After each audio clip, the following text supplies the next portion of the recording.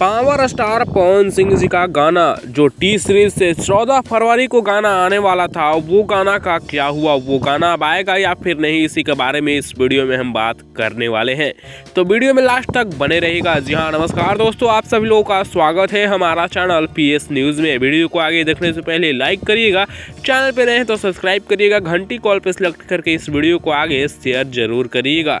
दोस्तों बता दें कि 14 फरवरी को जो टी सीरीज कंपनी से पवन सिंह जी का गाना आने वाला था, उसकी जगह पर अब वेब म्यूजिक से पावर स्टार पवन सिंह जी का इस साल का पहला होली गाना रिलीज किया जा रहा है। जी हाँ दोस्तों, जिस गाने का टाइटल है रंग ठोपे ठोप, जो कि काफी जबरदस्त गाना है। अब इस बीच में ये बात काफी जोरों शोरों से वायरल किया जा रहा है कि टी सीरीज वाला गाना आएगा या फिर नहीं।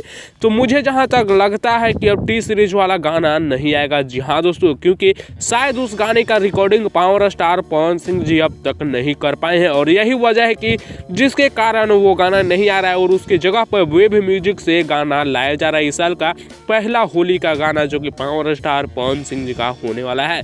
फिलहाल पवन सिंह जी का पहला होली गाना रंग ठोपे ठोप का ट्रीजर आप लोग नहीं देखे तो जाकर वेब म्यूजिक यूट्यूब चैनल पर देखिएगा।